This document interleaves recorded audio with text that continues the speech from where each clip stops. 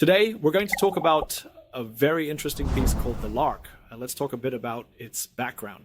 This piece was actually composed by Glinka, who could be called the Russian father of music. Such a truly great composer. He was born in 1804, making him 36 years older than Tchaikovsky. When I first visited Russia, I noticed that in St. Petersburg, there were Glinka statues everywhere. At the time, I thought, wow, Glinka is really a big deal in Russia. Of course, as a child, I played another piece by Glinka, The Nightingale. Yes, this one. This is the piece he wrote himself. Now, the version of the Lark I'm playing was arranged years later by Balakirev, a member of the Russian Mighty Five. I'm sure music students know that Balakirev composed an incredibly difficult piece called Islami. This one.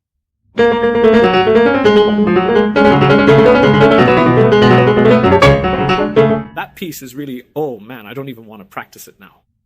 I played it quite a lot back in the day.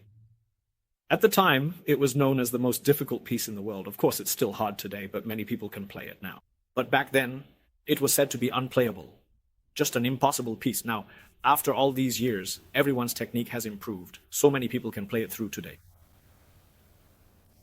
Now, this particular piece, the Lark, was originally an art song that Glinka composed specifically for a bass singer. Glinka is truly a vital and essential link in the Russian school of music, belonging to the important category of founders. So his reputation and weight in the Russian music world are actually very, very significant and influential, much more so than you might imagine. When people think of the Russian school, they usually think of Tchaikovsky first, then Shostakovich, Prokofiev, or Rachmaninoff, but Glinka was actually the founder. He's at that founder level, let's put it that way. All right, so today let's talk a bit about this arrangement of The Lark by Balakirev. So many kids are playing this piece. It seems to be a popular piece for music exams, so everyone is playing it. I think that this piece, well, it's not that it's especially hard to play, but it can sometimes be a bit difficult to play it very calmly and steadily, while also expressing the deep passion you feel in your heart. Let me play a bit for you.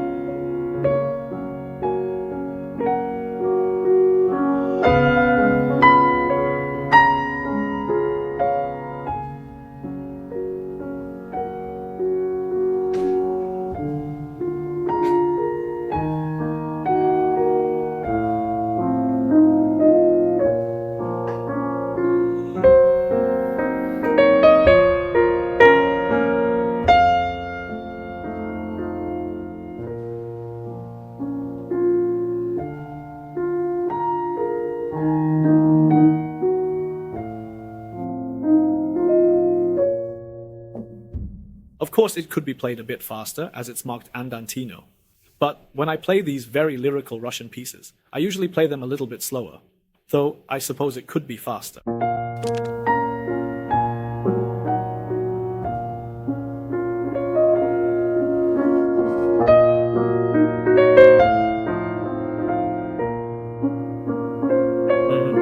Right, this might be more comfortable, but sometimes because the Russian people, they are East Slavs, they are quite melancholic. Yeah, quite melancholic.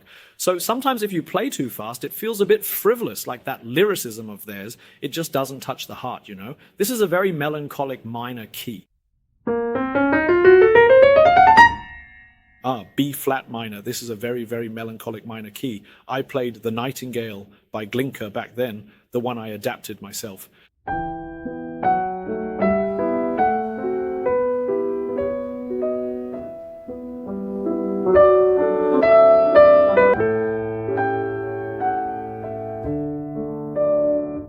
You see, I'm still a bit nervous playing this piece. You know why? Because back then I played this piece, not the Lark, but the Nightingale, for my audition for the Central Conservatory's primary school. So I was indeed very nervous. I was so worried I wouldn't get in, you know. So every time I play it... But that's actually quite suitable for this piece, you know, that feeling of being unsure. Not that I don't have the score, but that I lack a lot of confidence in my heart, you know? That unsure feeling deep down.